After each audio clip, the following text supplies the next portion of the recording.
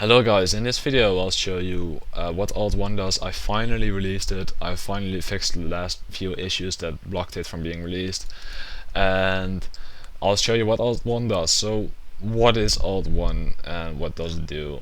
Alt1 allows any web app or any web page to be running in a frame like this. So it's part of your Runescape interfaces now, and it gives it access to some privileged features, like being able to read your XP drops or pixels off of your screen, but at the same time it maintains security, so it makes sure that these apps in no way can get to your password or to your jack or other things like that, because there is this very strong security model in place.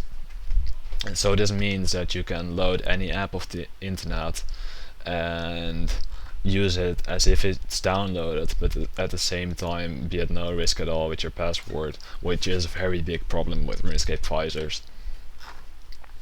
So the first example of what Alt1 does is, you probably see it on my screen right now, you might have seen it on Reddit as well, is the XP meter. So this thing, it basically just keeps track of all your XP drops, adds them up, and calculates the average over the last 10 minutes. The next awesome feature of Alt1 is the player lookup. So if I right click someone and press Alt1 while I hover my mouse over their name, it will open up a new window, and this window will show their stats. So it's loading, there we go. These are the stats. You can toggle virtual levels on and off, and there's a little link to the Rune app's player profile to see their boss kills and stats over time in the graph. This is one of the many things. It's like the amount of things you can do with this is unlimited, and especially for developers. Also over on other websites, they'll also be able to publish their apps into Alt1, and any user, any player will instantly be able to use it without having the extra step of a third person checking the source code, making sure you're not getting files, because this thing is actually safe to use. There's no way to do that. So another awesome app that people with one screen will be using a lot, I guess, is the YouTube player. So let's resize it a bit. It's in music player format. So if I look up RSBTS, for example, we have the behind the scenes. I'm not sure which one, but we'll see the behind the scenes. You can look up any video and you can build your NIS interfaces around the video. Let's actually resize it like that. So there you go. You can watch videos while gaining XP. Win-win. And another example is for the people, the owners of Completionescapes or Maxscapes or Trimmed, like I'm not currently, is the color grabber. So there's another version of the color grabber over on runeapps.org, but it forces you to make a screenshot and paste it and then do all these things. With this one, you just hover your mouse over anything and you press Alt1 and you get the color codes. So there you go. So if you want to make a comp cape that has a bit of red, a bit of blue, and a bunch of green, I just do what I just did, which is hovering your mouse over, press Alt1, and you'll see the color codes. So hue, saturation, and luminance. You enter that and your comp cape will be colored to those colors. Simple as that. No more messing around with colors and values and stuff. Just instantly get it. And so far I've shown you the basic apps which are built around one of the features of Alt1, but the main reason of making this is to make the more advanced apps which help a ton, such as the reincarnation of Dung app, which is DG key. So the hot phrase of DG key is open party interface ring of kinship. So if you have a ring of kinship, you right click it and press Alt1, it opens up the G key. So let's actually get off the dungeoneering and show you what it does. Okay, I just banked all my stuff, so ready to do some dungeoneering. Let's first make a party, a full party of one person, and click the second button. This button will set the party interface and basically copy all the players in this interface over to DG key. So there we go, it found the location of this interface and copied over the players. So now that the players are set, I can go into a dungeon. No, let's quickly go into the dungeon. I'll continue. So now that the players are set, I can click the third button, which is the connect button. This connects your party to the internet, which basically means that everyone with the same keyer or same first player will be connected to each other. I'll show you what that means in a second. So the first button, I've been ahead of myself here, the first button finds the location of the map and keeps looking for the map. So let's just press it right now. It will do some brute forcing right now. It's not completely optimized yet, but there we go, it found it, and it will keep checking for the map, and whenever the map is open it will update it. So if we now close the map will stay open over here. So that's basically what it does. So if we open a door, we open the map again. Oh wait, I got my keybinds changed. There we go. I opened the map for a split second and the map is loaded in. So there's a key door here, it's a silver shield. Let's quickly add it. Just press SS and that's the abbreviation, the commonly accepted abbreviation for silver shield, and it adds it to the map, which saves a lot of time. Your complete team will be able to see it. So if I quickly load up a second version of the app, well, that wasn't as quickly as planned, but yeah, I should have prepared.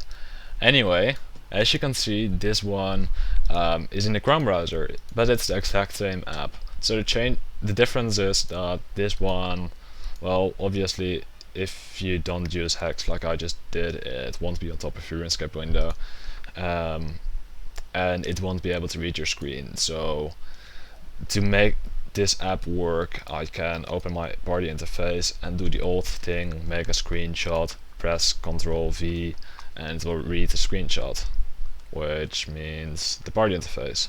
So as you remember by this one, with the party interface I can press the connect button and it will connect. So anyone without Alt1 installed will be able to go to the Rune app's website and still connect to the dungeon and help out with putting keys in there.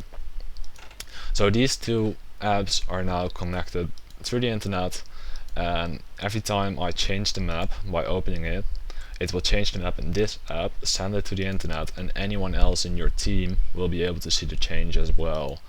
So, well, I guess I'm blind, this is not a ferret room, but that's called a guard door. I'll add it to this one, and it's over there as well. So that's quite useful. So if I want to tell someone to open up the Guardian door, I simply press Alt and click, and it will show up this little rectangle, and everyone in my team will now know that, well, someone has to go there, open that door. So yes, this is an example of one of the more advanced apps.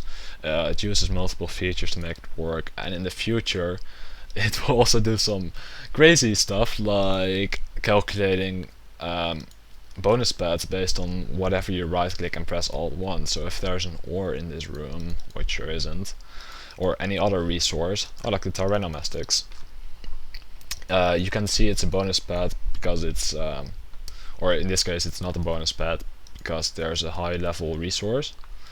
So in the future I can add support. If you right click any resource that indicates a bonus pad, it will automatically add it to the map and stuff like that. So there's a unlimited amount of possibilities with Alt1. It's insane, and the awesome thing is that any developer can use it and instantly share their apps without going through the process of, well, can I trust that or not, because any Alt1 apps are safe to use. So that is basically what Alt1 does. Let's see if I missed anything. And of course you have the treasure trail solver, so you've seen this one over on runeapps.org as well. I prepared a little screenshot of a puzzle because I don't have a puzzle in my bank anymore. So just press unlock, it does some brute forcing, a bunch of calculations, and here's the solution to the puzzle. This is one of the many things, like apps are able to work on the internet, but also work inside your RuneScape as if it's part of the interfaces. which is the awesome thing. And of course you also have the ability of right clicking anyone or any item to see the RuneWiki page. So there we go, this is our primal plate body. In the future I'll add a little little thing with the stats, however you call it, and you'll be instantly able to see and compare the stats with other items. So the next part of this video will show you how to get the alpha version and test it out, and hopefully you guys can give some feedback that way. So to use RuneApps Alt1, all you do is download it from the runeapps.org website. I'll provide a link in the description. In this case I'll cheat a bit and download it from my computer. So when it's downloaded, you can simply open the zip folder and drag all the files in the zip folder to a new folder. So I prepared a new folder here. You can just simply right click your desktop and create a new folder and put it all in there. Once you've done that, all you do is just double click start runeapps alt1.exe, and that's it. Runeapps should now be started, and or alt1 is started now, and you can just select an app, start it, and do all the alt1 crazy stuff, and that's it. It works. So if you want Alt1 to start on whenever you start your computer, you firstly create a shortcut. So, oh no, I don't know where it is. I'm probably blind. Create shortcut, there it is. So once you have that shortcut, you open up your start menu, click on all programs and look for a folder called startup. There it is. Then you click open. This opens up a folder that contains all the programs that start whenever you start up your computer. So what you do is you simply move over the shortcut that you just made into the startup folder, and this way whenever you start up your computer, RuneApps Alt1 will start up as well. So this means it will run in the background, and whenever you press Alt1 it will activate one of the apps. So during this video I made a lot of claims about Alt1 being completely safe to use, even for third-party apps made by possibly unknown third-party developers. So how does Alt1 achieve this safety? The fact is that any app in Alt1 is the exact same as any other web page that you open in Google Chrome, as Alt1 actually has Google Chrome inside in form of the Chromium embedded framework. So that's the exact same as Google Chrome. So by default these apps won't be able to do anything with your computer or Windows. The only thing they can do is interact with the Alt1 API. So this API offers them a limited amount of functions such as allowing them to watch screen pixels, and what I've said before, some even less harmful functions like being able to see whenever you get an XP drop or your HP and stuff like that. So to manage permissions for different apps, you got the settings, and you can manage permissions for per domain.